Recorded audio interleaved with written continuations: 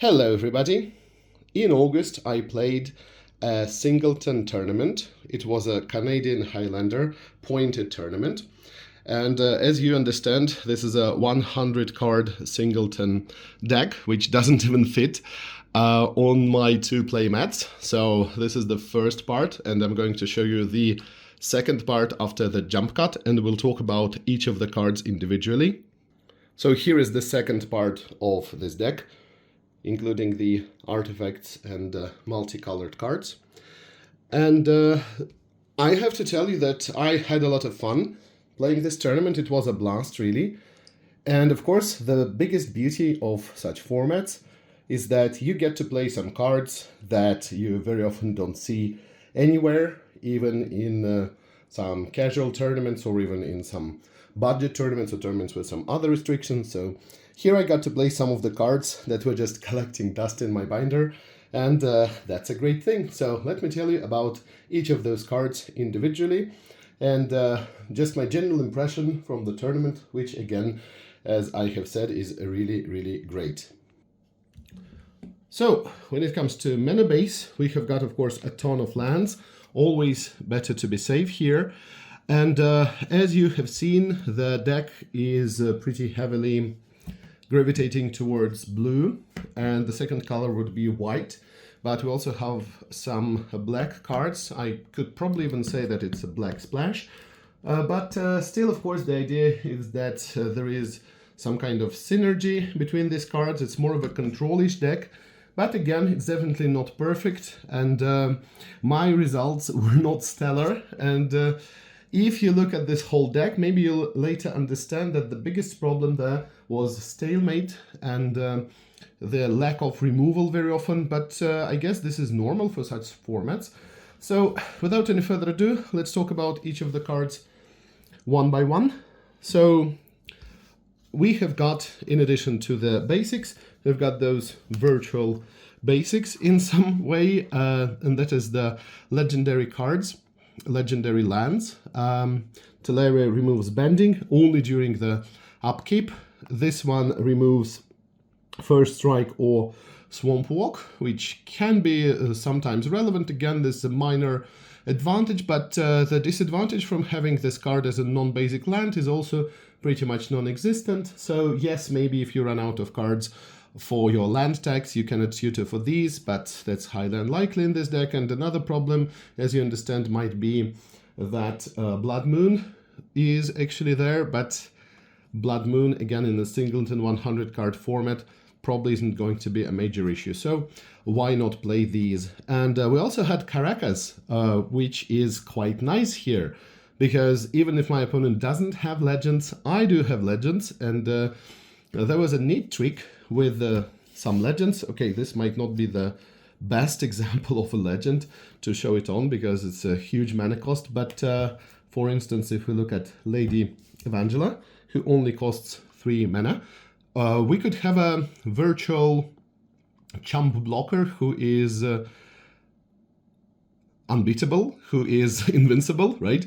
Because every time I can block with Lady Evangela and just bounce her to my hand using Caracas, and she wouldn't die, and then next turn I will play her again. I actually did it sometimes, so it becomes a kind of a maze of it, not really, but you got the idea. So quite happy with this little synergy. Again, when we're playing such formats, we have to take advantage of even the smallest tools and features of cards that we have. Now, as you understand, it's quite problematic in old school singleton to find the right mana, right? Because we cannot have 12 duels, we can't have 8 duels, we can't have even 4 duels. So, okay, we only have 3 duels, 1 duel for each color, and the City of Brass. So for 100 cards, you only get to have 4 lands that will actually produce more than 1 type of mana. And this, of course, was an issue very often. Again, all of the decks that I faced played more than 1 color, which actually makes sense. But then again, it was very often an issue. And of course, there is no color fixing except for Felver Stone, but that didn't really matter that much. Anyway, so what other lands have we got? I've got to play the marvelous Diamond Valley, such an amazing card. Finally got to use it properly, and of course there is some great synergy with cards such as Old Man of the Sea or Preacher, so cards that can steal your opponent's permanents, creatures specifically, and then you can just sack it. It's amazing. Maze of Ith, not a huge fan of it, but yes, it was relevant, of course. Saved me a couple of games, and definitely saved my opponents more than once as well. Strip Mine was a pointed card, meaning that you had to pay 1 point for it, and you had a total of 10 points in this Canadian Highlander. Yes, of course, for me it's an auto-include. Maybe I could have gone with Sinkhole, but I actually kind of regret it not using that, but Strip Mine is a must, as you understand. Also there is Mishra, it's just a ubiquitous card, nothing to comment on here. Okay, about white cards we'll talk a tiny bit later. Next, so mana producing artifacts first. So we have got the 3 Moxen. Moxen were also pointed, so 1 Mox cost 3 points. So again, you could have gone for some power cards or Demonic Tutor or something like that, but I decided not to think about it too much, so just use 3 Moxen, 3 points each, and 1 Strip Mine. As a result, 10 points, and no regrets really about that. Could have optimized it, but this was a pretty straightforward thing and not too bad. Then Felver Stone, yes, as I said, it's not really for acceleration, it is just a case of trying to fix some colors that we've got, because it's quite easy to find your opponent having at least one of the colors that you use if you play 3 different colors. And one more mana producing artifact, even though it's a bit of a stretch, but sometimes it was quite good, is Basalt Monolith. So I used it. Sometimes it helped me really to accelerate something. It's here also for the combo with Power Artifact, which we will talk about in a couple of minutes, but again, it's just a nice card. It's not that bad. Of course, it is not as good as Sol Ring, no question about that, but it's not something that should be completely ignored, because, you know, you're kind of accumulating this 3 mana. So on turn 3, if you play this, then on turn 4, if you have an extra land, let's imagine that, and no Moxen, you can cast something which costs 7 mana, which is quite a good deal, even for old school Magic. Then, since we've got artifacts lying on the table, and of course artifacts are good because they can be cast with any mana, and as I have said, this very often is an issue. Finding the mana of a particular color, we've got Skull of Worm. I already talked about this card. I still didn't really have the opportunity to use it properly, but here it's only a one-off, so 5 mana and tap, return an enchantment into your hand. It can very easily be a nice mechanism. It can even be somehow abused, but didn't really have an opportunity to do that. Trike is an amazing card. I think it might be the maybe 4th or 5th deck in a row when I'm playing this, so you know, this has really been a year of Trike for me when it comes to favorite cards of old school Magic. And it's such a good card. In my next deck that I'm actually going to play today, and you will see a video of it maybe a little bit later this month, I'm also playing a Trike, and in a very, very interesting position. So no spoilers there, but you will see that. Okay, then we have got Sword of the Ages. Great card. I kind of hoped it would help me to win, but you know, it's also a removal magnet, so as soon as your opponents see it, they will definitely try to destroy it, and artifacts are quite vulnerable, as you understand. And I unfortunately never got to use it, at least for lethal. So it would be nice to just resolve the stalemate. And also don't forget that we've got mode, for example, some other things that can limit our ability to attack. So just sacrificing all of your creatures and hitting your opponent for a lot of power, using Dakan, for example, which usually is an insanely big card. Yeah, it's just wishful thinking. Next, we've got Juggernaut, not a stellar card, but you know, at least he can trade with some of your opponent's creatures. Again, it's quite important that he will only have one Mishra, so it's not going to be automatically just trading with Mishra. And again, I'm never going to be tired of saying that. Dan Fraser is a king of altars for me. Such a great card.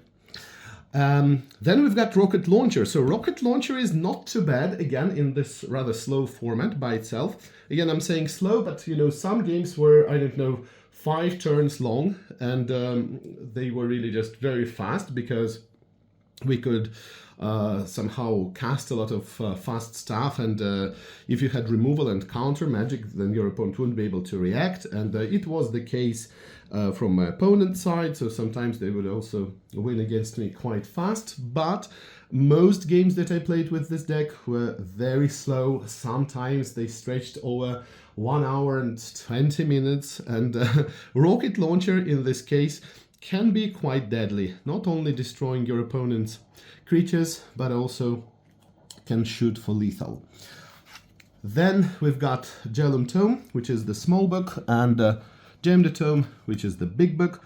And you know me, I'm a big fan of Jellum Tome, because Gem the Tome is just ubiquitous, but Jellum Tome is often forgotten. It is a great card, of course, so not going to comment on that. One card that gets played much less often is Ring of Renewal, and the biggest problem with this card is not even the mana cost, but the fact that you have to discard a card at random, and also that it happens before you draw.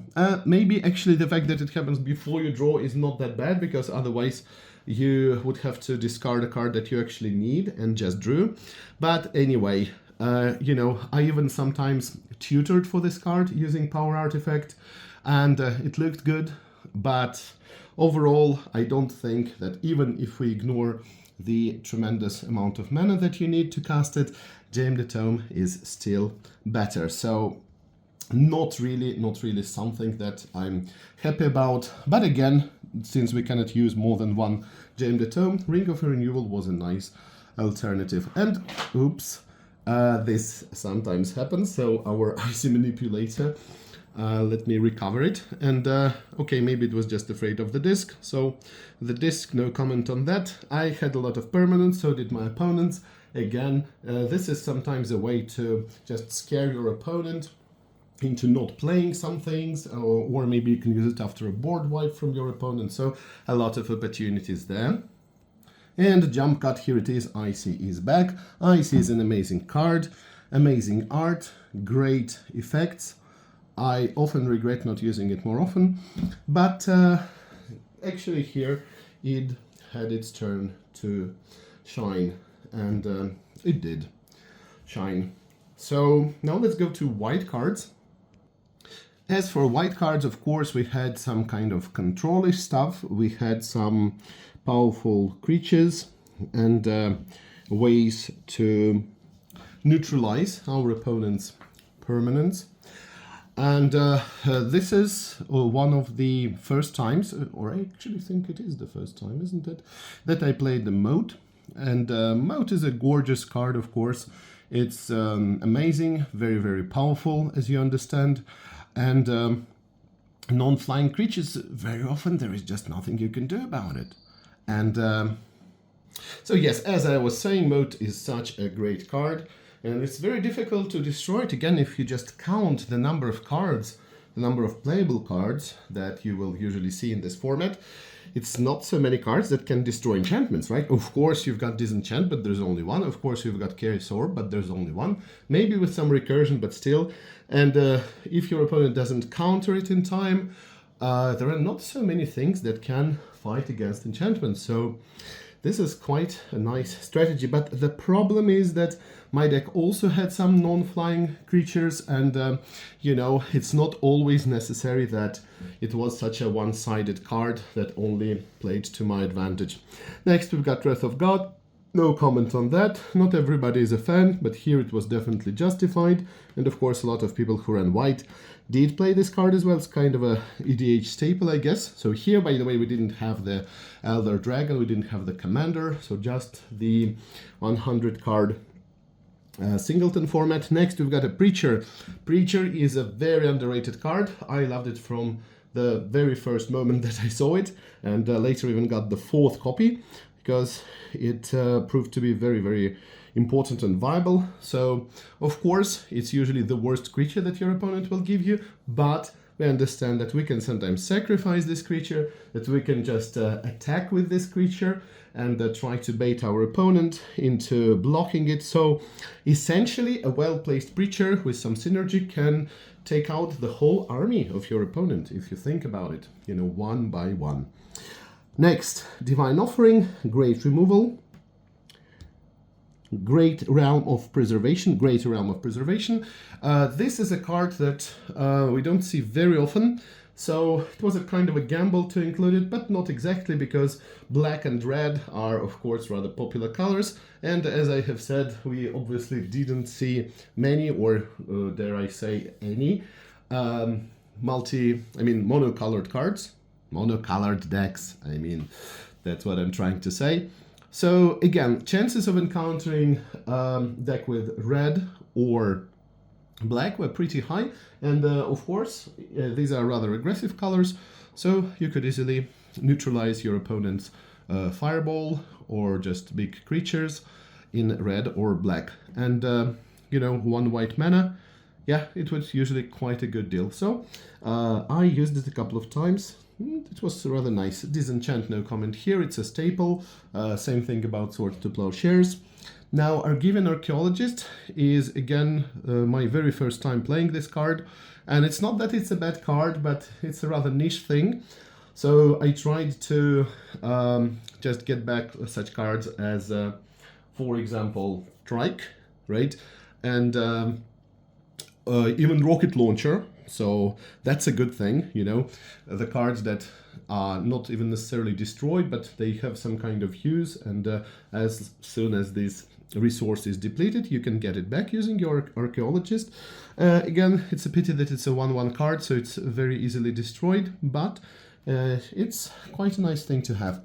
Next, we had Spirit Link. So you know that Spirit Links are for your opponent's Serendib Befrit, that's number 1, but they're also sometimes for other creatures that your opponents have. Again, don't forget that this is not the same thing as lifelink. So essentially, if your opponent is planning to attack you for lethal, you have got 5 life and your opponent attacks you with Juzam that has Spirit Link on it, then you will still die. You will not get this life back before this damage is dealt. So that's something to remember. Sometimes you can even put it on your creature, and maybe for a couple of turns you can just gain some life. It could be worth it, Land Tax is an amazing card, especially in this format. We've got a terrible shortage of colored mana, so if we need some mana of specific color, this is really the best card you could get. And this would very often at least force your opponent not to play more lands. You know, even if you are ahead in terms of lands, it's still something that is sensible to play, because your opponents very often just dread you using this card. They are really careful about that. Serra Angel, such an amazing card. It's a flying creature, so it easily flies over the moat like that. And also, of course, it has vigilance, so it will still be an amazing blocker. A great card overall. Armageddon. Armageddon is a card you should be careful with, because it's not that we have a lot of different mechanisms here. You just have to see whether you have advantage on board and whether it makes sense to cast it to get a little bit ahead in terms of mana. Next, let's take a look at black cards, because they're not so numerous.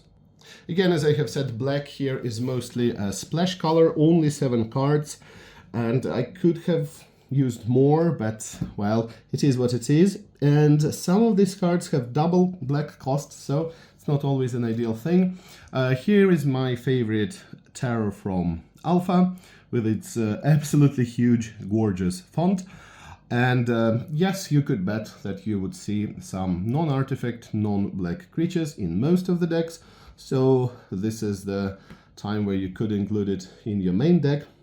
Next we had Oubliette, which is not really the greatest kind of removal, but at least it doesn't have any kind of limitations. But you should remember that it's not a permanent removal really, because it very often gets destroyed with the disc or maybe some target enchantment removal.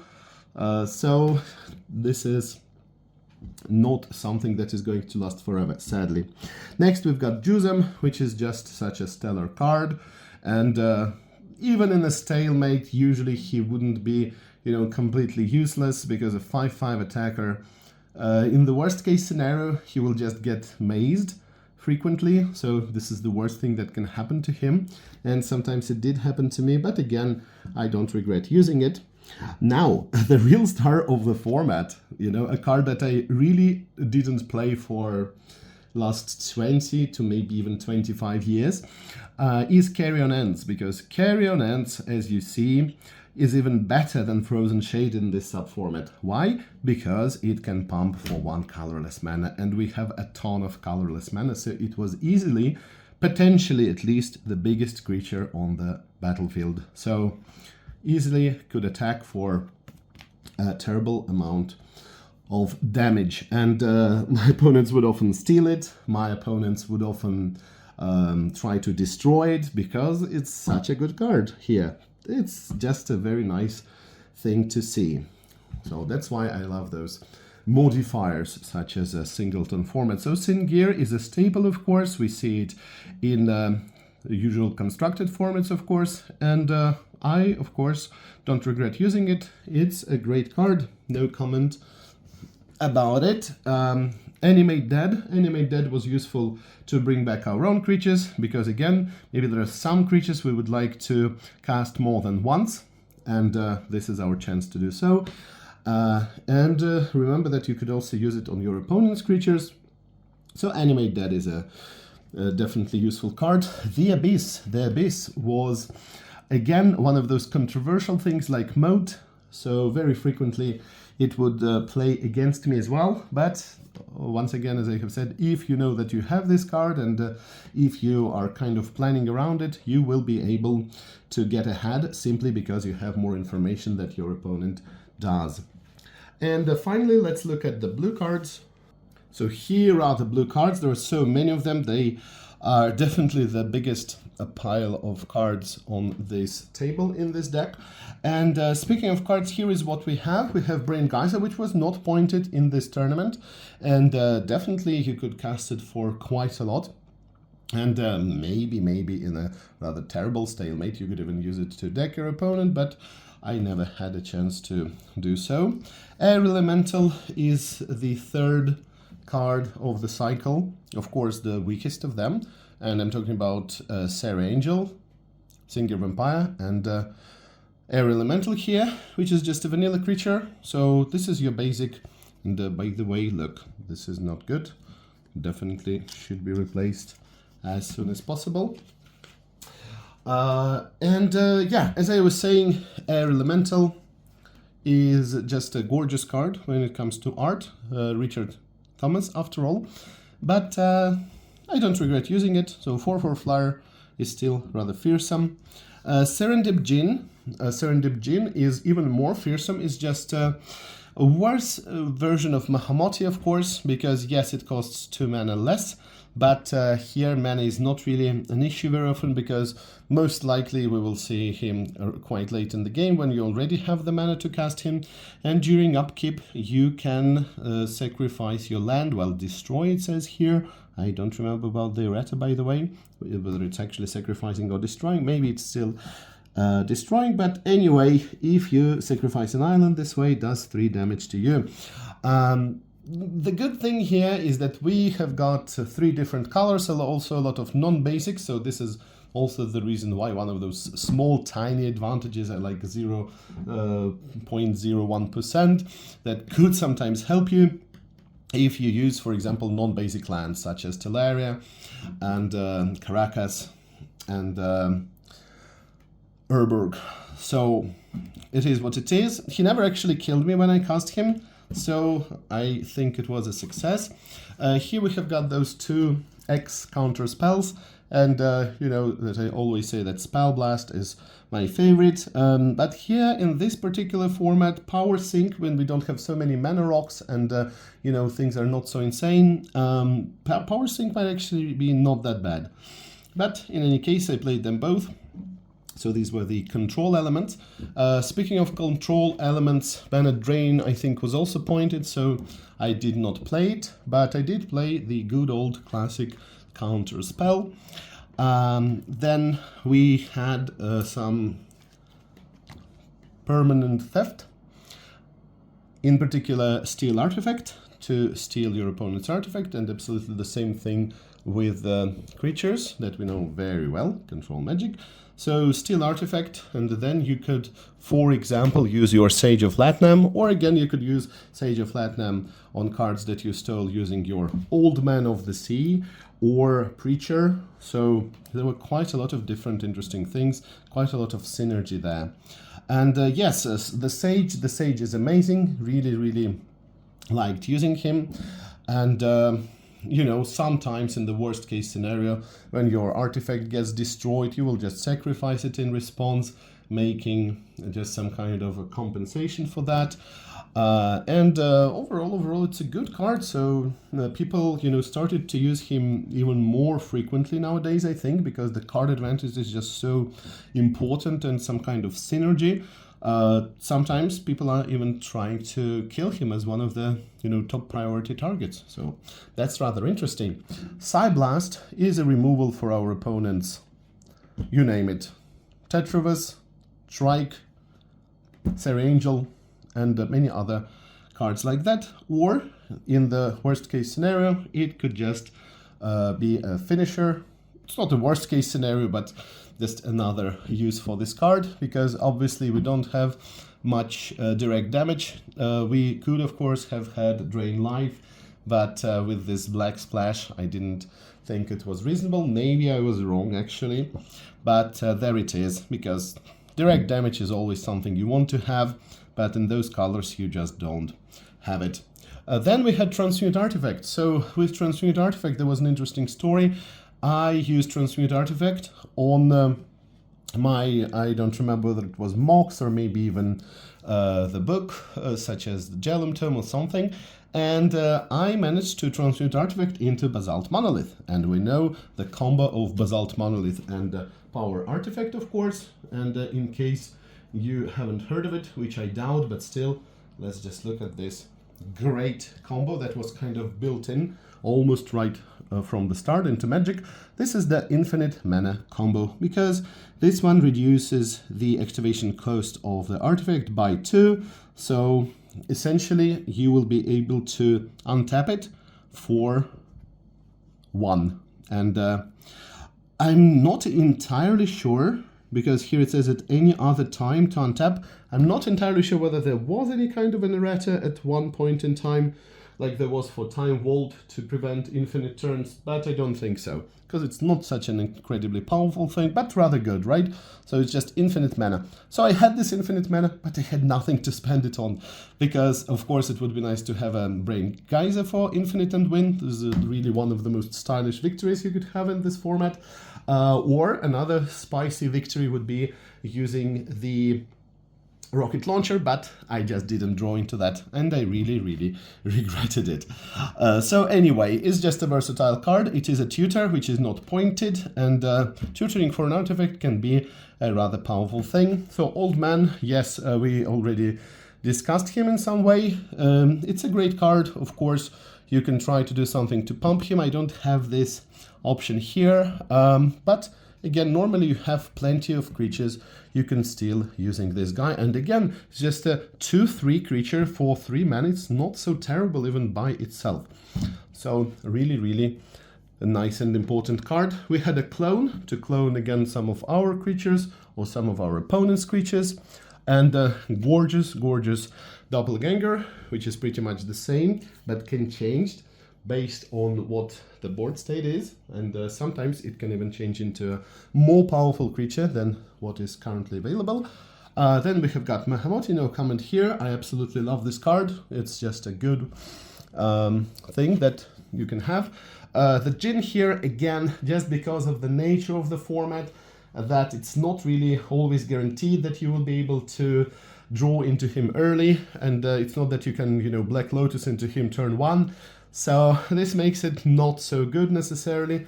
So big creatures like Air Elemental might even be preferable than such things that are efficient and spiky as Serendibifrit. And last but not least, we had a Recall, which is a good card, which we could use for something which in case you are sitting, you know, with a lot of stuff, especially from your land tags. So this is a great thing you could use. Finally, we all know that when we talk about singleton, 100 card singleton is very often synonymous with Elder Dragon Highlander, and this is your original Elder Dragon Chromium, probably the worst of them, as I have very often said.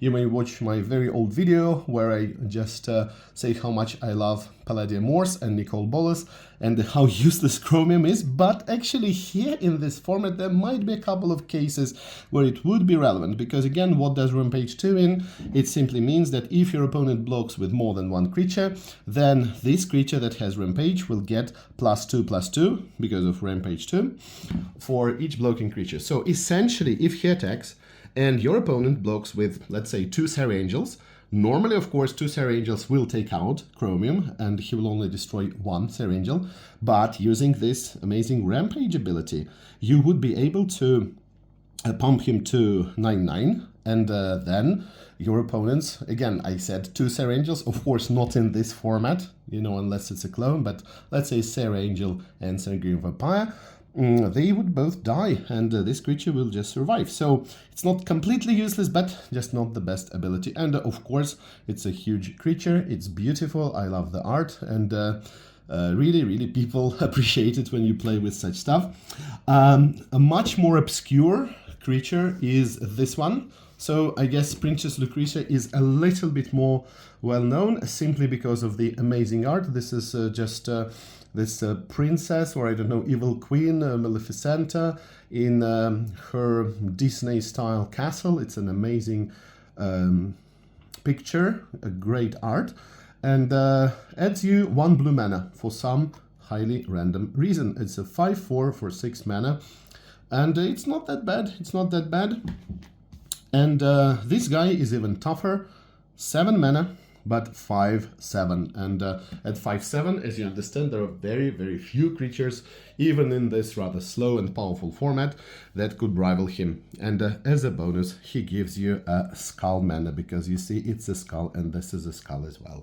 I guess that's the idea, which is again very strange. And here we have got Dakan, who is just super powerful. So card bar RKF, essentially understand that he is very similar to the you know, Solknar and other cards by this artist, and this, you know, strictly 80s or 90s, I could say early 90s, heavy metal guy, amazing art, and he will be, of course, very big if you cast him in this format. But sadly no evasion, so not much you can do, unfortunately.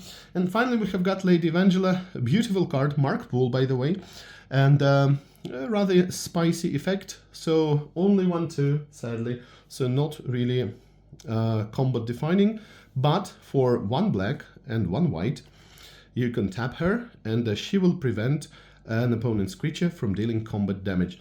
And this doesn't untap this creature, this doesn't necessarily work during the opponent's attack, so this can even be done against your blocking creatures, your opponent's blocking creatures. So yes, you can even, again, use it on your own card if you need to, I don't know, in some case.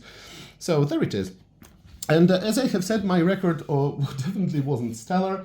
There were so many attributes of luck, of course, so very often it boils down to luck, but it also boils down to your skill of trying to use every kind of advantage, every kind of feature that you have. So I would like to play such tournaments in the future. There is unfortunately no gameplay video for this particular deck. This video is already incredibly long, as you understand. So thank you for watching, and I will see you soon. Bye.